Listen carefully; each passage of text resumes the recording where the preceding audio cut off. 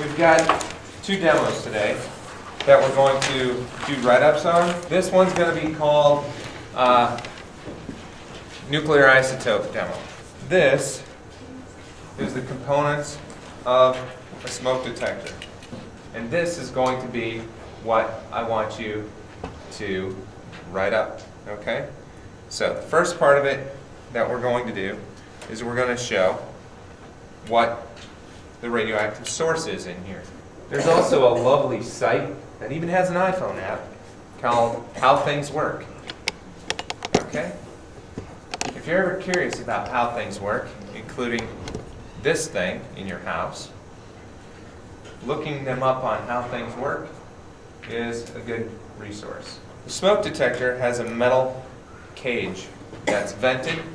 Okay, so air can pass through it. Alright, so you see the vents here. Now, when I take this cage off, what you see here, it says, caution, radioactive material. It has a radiation sign. Okay, when we remove that, what we see here is this metal disc, and in the center of this metal disc, that very teeny tiny point there, that is actually a source of radioactivity.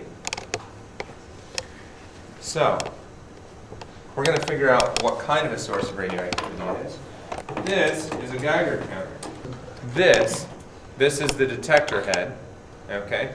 And it works by allowing ionizing radiation into a gas chamber. This is a gas chamber in here. And when the ionizing radiation enters in there, it ionizes the gas.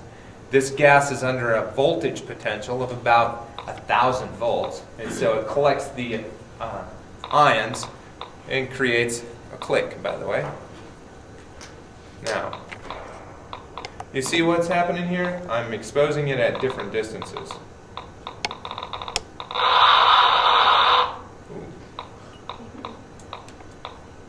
Let's go down a scale or two. Now, the first one was scale times 1. This is at scale times 100.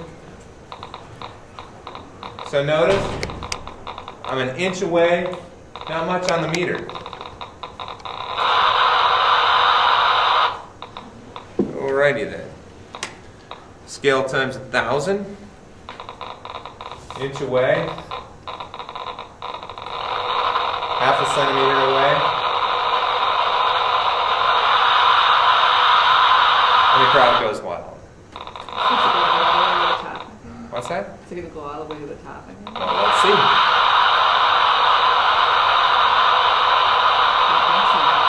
Well, we're at about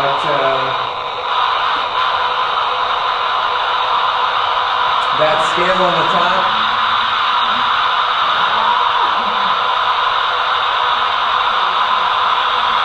I would say that scale on the top times 1,000 is about 100 millirems per hour. Okay, that's the effective rate. But notice, how close did I have to be? Now, what is this? A sheet of paper, right? Everybody recognize it? Now,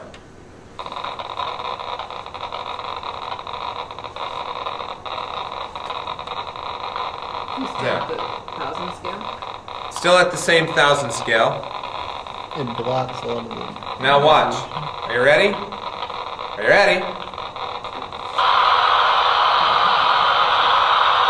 What do we know about this radiation? Wrong way. It doesn't penetrate as much. It's not very penetrating, is it? It's not very penetrating. We blocked 100 millirem per hour rate with a single sheet of paper. Am I at risk for exposure to ionizing radiation? No. Think I'm getting some of them low? Is that an issue? All right. Did you notice? Ah! Brown shoe, you feel it? Not so much. Right. Okay. So that blocked by a sheet of paper. I want you to write up what that source is. Okay. What's your hypothesis of what that source is? Based on, yes, based on that part of the demo. Now this is a source called strontium-90. Strontium-90 is a different radioactive source. Strontium-90, I'm going to put a sheet of paper in. Take the sheet of paper out, put the sheet of paper in, take the sheet of paper out. Do you notice the difference? Not so much. How about this sheet of 1/4-inch plexiglass? Yeah, that's Well, that pretty much took care of things, didn't it? So the shielding requirements for strontium-90, and you can look up what kind of emitter strontium-90 is much more. This lantern mantle is coated with thorium. Thorium is a naturally occurring radioactive mineral. I check it out with a few sheets of paper. Not doing it for us, is it? This sheet of plexiglass helps. There's still a substantial number of things getting through.